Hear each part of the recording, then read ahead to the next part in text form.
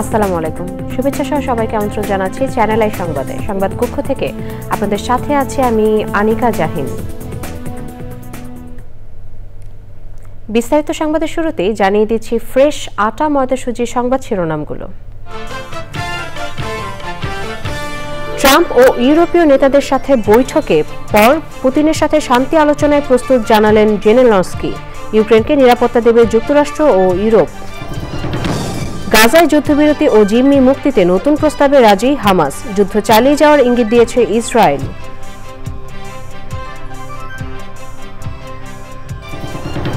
একদিন বাড়ানো হলো ডাকসু নির্বাচনে মনোনয়নপত্র গ্রহণ ও জমাদানের সময়। প্রশাসনের বিরুদ্ধে পক্ষপাতিত্বের অভিযোগ গণতান্ত্রিক ছাত্র সংসদের। জাতীয় নির্বাচনের কর্মপরিকল্পনা প্রকাশ এ সপ্তাহেই। ভোট কেন্দ্র না বাড়িয়ে কেন্দ্রের প্রতি ভোটার বাড়াতে চায় নির্বাচন কমিশন। এবং জলবায়ু পরিবর্তনের অভিঘাত মোকাবেলায় প্রকৃতি ও জীবন ক্লাবের সবুজ বেষ্টনী তৈরির প্রত্যয়। রোপণ করা বৃক্ষে প্রাণ ফিরছে নেত্রকোনার প্রকৃতিতে।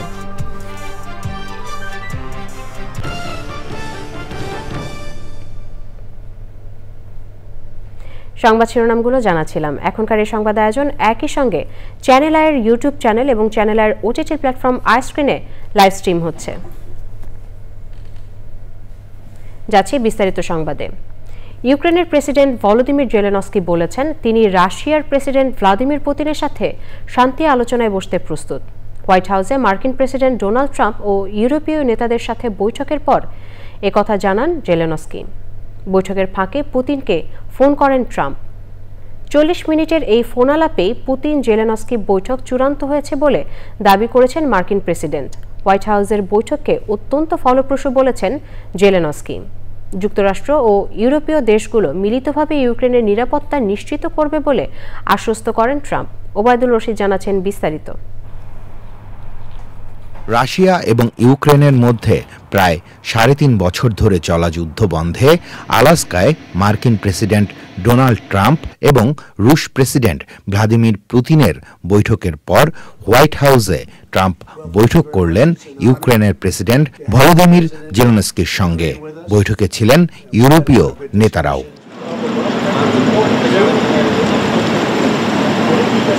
ইউক্রেনের প্রেসিডেন্ট হোয়াইট হাউসে পৌঁছালে তাকে উষ্ণ অভ্যর্থনা জানান মার্কিন প্রেসিডেন্ট। পরে দ্বিপাক্ষিক বৈঠক করেন তারা। ওভাল অফিসে সাংবাদিকদের মুখোমুখি হন জেলেনস্কি ও ট্রাম্প। সাংবাদিকদের প্রশ্নের জবাবে মার্কিন প্রেসিডেন্ট বলেন, এই যুদ্ধ তার না, সবার ভালোর জন্য যুদ্ধ শেষ হওয়া প্রয়োজন। ট্রাম্প বলেন, সম্মিলিত চুক্তির ফলে এমন সিদ্ধান্তে পৌঁছানো হবে যাতে ভবিষ্যতে ইউক্রেন আর আগ্রাসনের শিকার না হয়। বৈঠকে ইউক্রেনের নিরাপত্তায় প্রাধান্য দেন ভলোদিমির জেলেনস্কি। এছাড়া বন্দি বিনিময় এবং রাশিয়া, ইউক্রেন ও যুক্তরাষ্ট্রের ত্রিপক্ষীয় বৈঠকের কথা বলেন তিনি।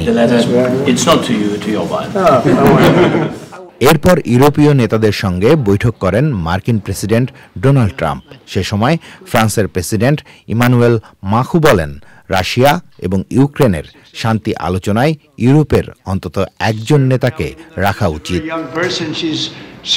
গোটা বিশ্বের নজরকাড়া এই বৈঠকে সর্বাধিক গুরুত্ব পায় ইউক্রেনের নিরাপত্তা। মার্কিন প্রেসিডেন্ট ট্রাম্প বিষয়টি স্পষ্ট না করলেও জানিয়েছেন ইউক্রেনের নিরাপত্তায় সব ধরনের সহায়তা করবে যুক্তরাষ্ট্র।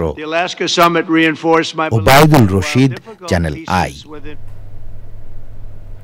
গাজা উপত্যকায় 22 মাসেরও বেশি সময় ধরে চলা সংঘাত অবসানের জন্য নতুন যুদ্ধবিরতি প্রস্তাবে রাজি হয়েছে ফিলিস্তিনের স্বাধীনতাকামী সংগঠন হামাস। মধ্যস্থতাকারী মিশর ও কাতারের কাছ থেকে নতুন প্রস্তাব পাওয়ার পর হামাস জানিয়েছে তারা আলোচনায় বসার জন্য প্রস্তুত। তবে ইসরায়েল এই প্রস্তাবে রাজি নয়।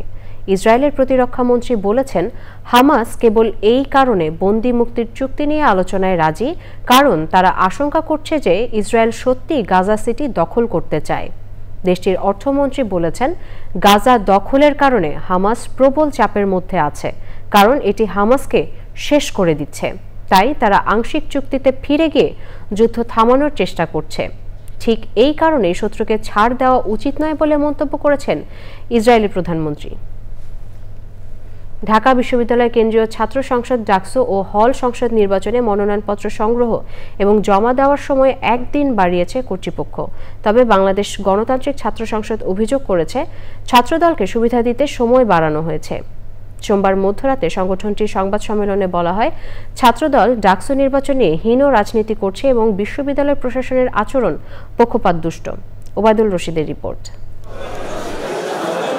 আগের ঘোষণা অনুযায়ী সোমবার ছিল ডাকসু নির্বাচনের মনোনয়ন ফর্ম বিতরণের শেষ দিন। তবে শেষ দিনে ছাত্রদলের অভিযোগ ছিল, বেগম ফজিলাতুন্নেসা মুজিব হল সংসদ নির্বাচনের জন্য ফর্ম কিনতে গেলে বাধার মুখে পড়েন তারা। পরবর্তীতে ডাকসু নির্বাচনের মনোনয়নপত্র সংগ্রহ ও জমার সময় বাড়ানো হয়েছে। এরপর ঢাকা বিশ্ববিদ্যালয়ের টিএসসিতে মধ্যরাতে সংবাদ সম্মেলন করে বাংলাদেশ গণতান্ত্রিক ছাত্র সংসদ। বিএনপির হাইকমান্ডের সাথে এখানে আমরা শুনতে পাচ্ছি যোগ সাজে এখানে টাইম বৃদ্ধি করা হয়েছে। আমরা মনে করি বিশ্ববিদ্যালয় প্রশাসন বা ডাকসুর যারা এখানে দায়িত্বরত আছেন তারা এটি শিক্ষার্থীর সাথে ঠিক করেননি, তারা পক্ষপাত দুষ্ট হচ্ছেন দিন দিন। বঙ্গমাতা হলে আমরা দেখি 4টার পরেও মনোনয়নপত্র উত্তোলন করতে গেলে সাধারণ সচেতন শিক্ষার্থীরা সেখানে প্রতিবাদ জানায়। বাংলাদেশ জাতীয়তাবাদী ছাত্রদল তারা একটি সংবাদ সম্মেলন করে এবং তারা এই প্রতিবাদকে মবের আখ্যা দেয়। আমরা এই জাতীয়তাবাদী ছাত্রদলের এই ধরনের হীন রাজনীতির তীব্র নিন্দা এবং প্রতিবাদ জানাচ্ছি। ছাত্রদলের বিরুদ্ধে বিভিন্ন অভিযোগ করা হয় সংবাদ সম্মেলনে। ছাত্রদলের কবি জসিমউদ্দিন হলের আহ্বায়ক তানভীর বারী হামিম সকল ধরনের আচরণবিধি ভঙ্গ করে তিনি তার মনোনয়ন পত্র উত্তোলন করতে গিয়েছেন। আমরা এ বিষয়ে তীব্র নিন্দা এবং প্রতিবাদ জানাচ্ছি। বিশ্ববিদ্যালয়ের প্রশাসন বেশ কয়েক ঘন্টা চলে যাওয়ার পরও এ বিষয়ে কোনো সুনির্দিষ্ট পদক্ষেপ নিতে আমরা দেখিনি। আমরা বিশ্ববিদ্যালয়ের প্রশাসনে এরকম আচরণেরও তীব্র নিন্দা এবং প্রতিবাদ জানাচ্ছি। আগামী 9 সেপ্টেম্বর ডাকসু নির্বাচন অনুষ্ঠিত হবে। Obaidul Rashid, channel I, Dhaka. EC সচিব আক্তার আহমেদ জানিয়েছেন, নির্বাচনী রোডম্যাপের খসড়ায় অনুমোদন পেলে চলতি সপ্তাহেই ত্রয়োদশ জাতীয় সংসদ নির্বাচনের কর্মপরিকল্পনা প্রকাশ করা হবে। বলেছেন, ভোটকেন্দ্র না বাড়িয়ে কেন্দ্রে ভোটের সংখ্যা বাড়িয়ে সমন্বয় করার সিদ্ধান্ত নিচ্ছেন তারা। আইনশৃঙ্খলা পরিস্থিতি নিয়ে ইসি এখন পর্যন্ত উদ্বেগের কোনো কারণ দেখছে না বলেও জানান তিনি। নাজিব বেগের রিপোর্ট। সরকারের ঘোষণা অনুযায়ী ফেব্রুয়ারিকে ধরেই নির্বাচন আয়োজনের প্রস্তুতি নিচ্ছে ইসি। সমন্বয় সভা শেষে ইসি সচিব জানান, নির্বাচনী রোডম্যাপের খসড়া প্রস্তুত। কথা বলেন ভোট কেন্দ্র নিয়েও। একটা কর্মপরিকল্পনার ব্যাপারে বলা হচ্ছিল, আমি বলেছিলাম যে আমরা এই সপ্তাহে এটা করব। হ্যাঁ, এটা কোঅর্ডিনেট করা হচ্ছে, ড্রাফটটা করা হচ্ছে, ড্রাফটটা এখন কমিশনে দিয়ে আমরা অ্যাপ্রুভ করবো। আমার বিশ্বাস যে এটা আমরা এই সপ্তাহের ভিতরে আপনাদেরকে দিতে পারবো। ভোট কেন্দ্রের সংখ্যা বাড়বে না এর অর্থ এই না যে অতীতে যা ছিল সেটাই একদম হুবহু এটা রাখতে হবে বা সংখ্যা যৌক্তিক বিবেচনায় যদি বাড়ে সেটা। সীমানা পুনর্নির্ধারণে 82টা আসনের আপিল শুনানি 24 থেকে 27 আগস্ট পর্যন্ত চলবে বলেও জানান তিনি। বিকেলে সিইসির সঙ্গে সাক্ষাৎ করে আন্তর্জাতিক রিপাবলিকান ইনস্টিটিউটের প্রতিনিধি দল। গণতান্ত্রিক পরিবেশ নিশ্চিতে রাজনৈতিক দলগুলোকে কারিগরি সহায়তা দিতে চায় সংস্থাটি। অনেকদিন ধরেই বাংলাদেশে কাজ করছি আমরা। আমাদের কর্মপরিকল্পনা নিয়ে প্রধান নির্বাচন কমিশনারের সঙ্গে আলোচনা হয়েছে। আমরা রাজনৈতিক দলের সাথে ধারাবাহিক সংলাপ করব। তবে বৈঠকে নির্বাচনকে অংশগ্রহণমূলক করতে কোনো পরামর্শ দেয়নি তারা। নাজিব বেগ, চ্যানেল আই, ঢাকা। জলবায়ুর বিরূপ অভিঘাত মোকাবেলায় সবুজ বেষ্টনী তৈরির প্রত্যয় সবুজে সাজায় বাংলাদেশ স্লোগানে নেত্রকোনায় বৃক্ষরোপণ করছে প্রকৃতি ও জীবন ক্লাব। মোবাইল নেটওয়ার্ক অপারেটর বাংলালিংকের সহযোগিতায় শিক্ষা প্রতিষ্ঠান সহ গ্রামীণ সড়কে বৃক্ষ রোপণের পাশাপাশি বিতরণ করা হয়। সবুজায়নকে স্বাগত জানিয়ে বিশিষ্টজনরা বলেন, রোপণ করা বৃক্ষে প্রাণ ফিরছে নেত্রকোনার প্রকৃতিতে। জাহিদ হাসানের তথ্য ও ভিডিও চিত্রে আফরোজা হাসির রিপোর্ট।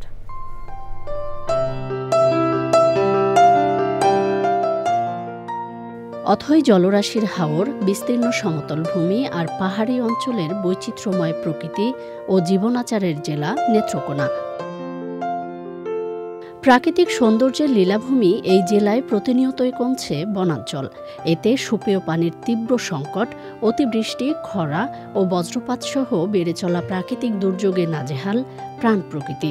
এমন বাস্তবতায় বাংলালিংকের সহযোগিতায় নেত্রকোনায় প্রকৃতি ও জীবন ক্লাবের সবুজায়ন অভিযান। সবুজে সাজাই বাংলাদেশ এই প্রতিপাদ্যে নেত্রকোনায় বৃক্ষরোপণ কর্মসূচি পালন করেছে প্রকৃতি জীবন ক্লাব।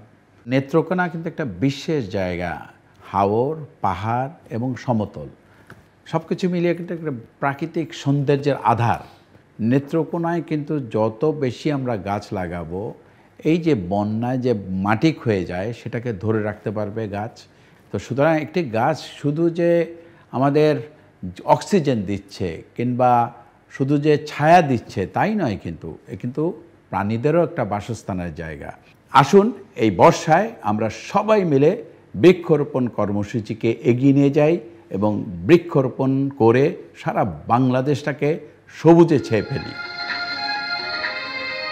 পরিবেশ সুরক্ষায় সচেতনতার বার্তায় Don Bosco school and college ক্যাম্পাসে বর্ণিল শোভাযাত্রায় জানানো হয় সব মহলকে সম্পৃক্ত হওয়ার আহ্বান। এভাবে যদি সবুজে সবুজে ভরে যায় পৃথিবী, তাহলে নিশ্চয়ই বাংলাদেশ একদিন সমৃদ্ধির পথে হাঁটবে। গাছ বেশি লাগাতে হবে, যে কোনো জায়গায়, ফাঁকা জায়গায় যদি গাছ লাগাতে পারি, এটা আমাদের সবার জন্য ভালো।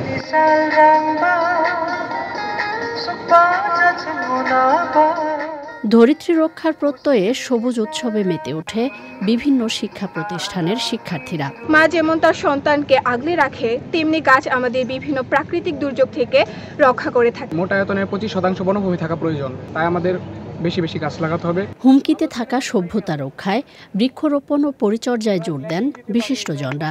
মানুষের সাথে এবং প্রকৃতির সাথে যে নিবিড় সম্পর্ক, সেটা টিকিয়ে রাখার জন্য বৃক্ষরোপণ কর্মসূচি চলছে, এটাকে সাধুবাদ জানাই। এই কার্যক্রমের মাধ্যমে আমাদের দেশের যে বৃক্ষের পরিমাণ এটি দিন দিন বৃদ্ধি পাবে এবং আশা করছি সামনের দিনেও তাদের এই কর্মসূচিটি চলমান থাকবে। ভবিষ্যতে নিরাপদ আবাস নিশ্চিতে পরিবেশ সুরক্ষার আন্দোলন বেগবান করার আহ্বান সচেতন মহলের। আফরোজা হাসি, চ্যানেল আই। দর্শক, সংবাদের এ পর্যায়ে নিচ্ছে একটি বিরতি। বিরতির পর যা থাকছে: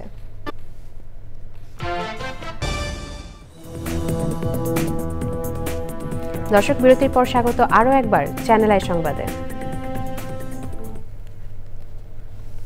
চট্টগ্রাম নগরের পিটিআই অডিটোরিয়ামে মন্দির ভিত্তিক শিশু ও গণশিক্ষা কার্যক্রম শীর্ষক কর্মশালা হয়েছে। প্রধান অতিথি ছিলেন ধর্ম উপদেষ্টা ডক্টর আ.ফ.ম. খালিদ হোসেন। তিনি বলেন, কেউ যদি মন্দির, মসজিদ, মাজারে হামলা করে তাদের ঐক্যবদ্ধভাবে প্রতিহত করতে হবে। হামলাকারীদের কোনো রাজনৈতিক পরিচয় নেই, তারা দুর্বৃত্ত। তাদের আইনের আওতায় আনতে সরকার বদ্ধপরিকর। অনুষ্ঠানে আরও বক্তৃতা করেন যুগ্ম সচিব ডক্টর শ্রীকান্ত কুমার চন্দ, বৌদ্ধ ধর্মীয় কল্যাণ ট্রাস্টের ট্রাস্টি অধ্যাপক ববি বড়ুয়া সহ অন্যরা। দুর্বৃত্ত, কোন অসুর, কোন শয়তান, কোন ডেভিল যদি কোন উপাসনালয়, মন্দির, মসজিদ, মাদ্রাসা, মাজারকে অপবিত্র করতে চায়, হামলা চালায়, আমরা একযোগে তাদেরকে প্রতিহত করব। তাদের পরিচয়, তারা দুর্বৃত্ত, তারা ক্রিমিনাল, এবং ক্রিমিনালদেরকে আইনের আওতায় এনে শাস্তি দিতে সরকার প্রতিশ্রুতিবদ্ধ। এবারে নিটোল টাটা কৃষি সংবাদ।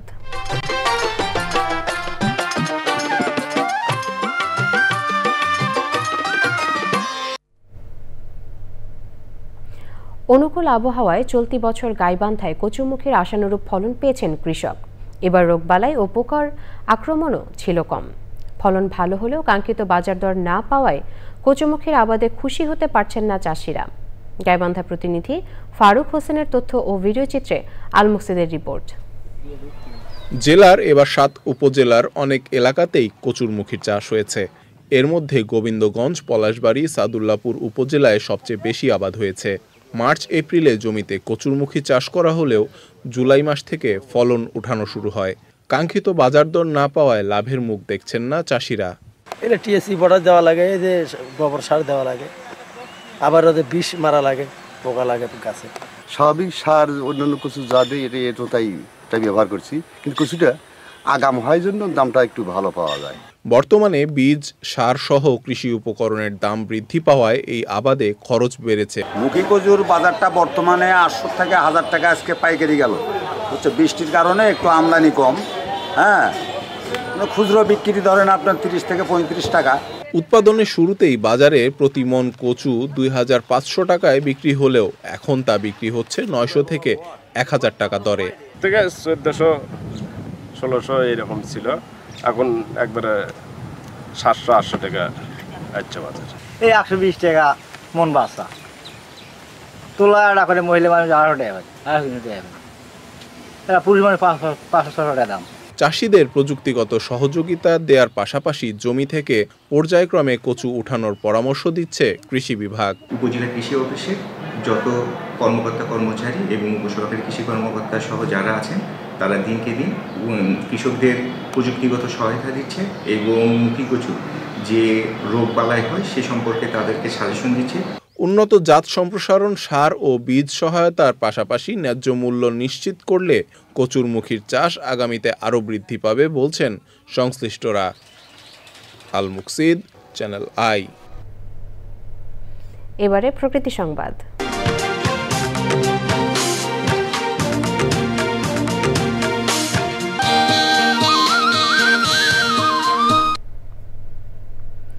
মুছাপুর রেগুলেটর ভেঙে যাওয়ার পর থেকেই ফেনীর বিভিন্ন নদ নদীতে ভয়াবহ ভাঙন দেখা দিয়েছে।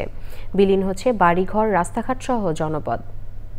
দাগনভূঞা উপজেলার মোমারিসপুর জরবাপুকুর সড়ক ভেঙে যোগাযোগ বিচ্ছিন্ন হয়ে চরম ভোগান্তিতে 30,000 মানুষ। ফেনী সংবাদদাতার তথ্য ও ভিডিও চিত্রে আফরোজা হাসির রিপোর্ট।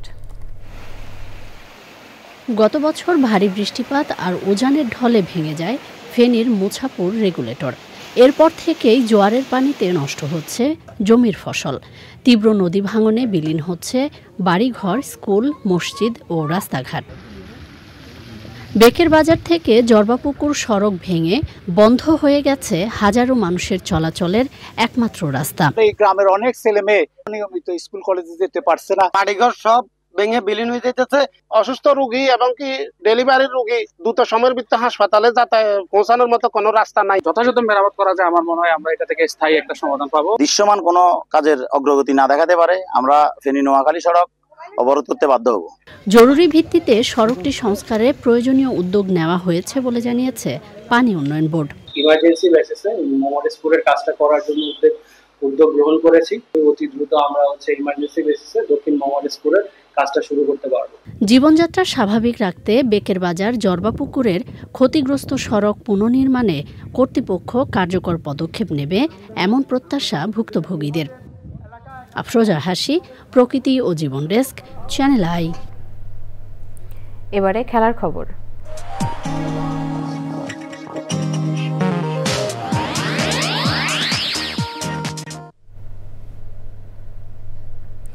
এশিয়া কাপ ও নেদারল্যান্ড সিরিজ সামনে রেখে ঢাকার প্রস্তুতি পর্ব শেষে আজ সন্ধ্যায় সিলেট যাচ্ছে বাংলাদেশ ক্রিকেট দল। ব্যাটার জাকের আলী জানিয়েছেন, সবশেষ শ্রীলঙ্কা ও পাকিস্তান সিরিজের জয় টাইগারদের এশিয়া কাপ জেতার অনুপ্রেরণা দিচ্ছে। সেই সাথে power hitting coach Julian Wood ব্যাটারদের বেসিক ঠিক রেখে তাদের শক্তি বাড়াতে কাজ করছেন। উন্নতি করেছেন খেলোয়াড়রাও।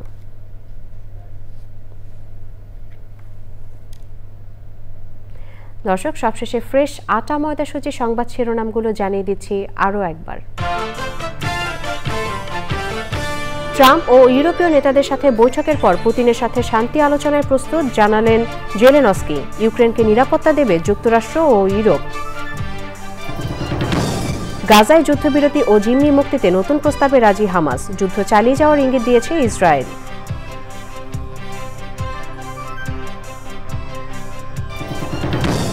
একদিন বাড়ানো হলো ডাকসু নির্বাচনে মনোনয়নপত্র গ্রহণ ও জমাদানের সময়। প্রশাসনের বিরুদ্ধে পক্ষপাতিত্বের অভিযোগ গণতান্ত্রিক ছাত্র সংসদের। জাতীয় নির্বাচনের কর্মপরিকল্পনা প্রকাশ এ সপ্তাহেই। ভোট কেন্দ্র না বাড়িয়ে কেন্দ্র প্রতি ভোটার বাড়াতে চায় নির্বাচন কমিশন। এবং জলবায়ু পরিবর্তনের অভিঘাত মোকাবেলায় প্রকৃতি ও জীবন ক্লাবের সবুজ বেষ্টনী তৈরির প্রত্যয়। রোপণ করা বৃক্ষে প্রাণ ফিরছে নেত্রকোনার প্রকৃতিতে।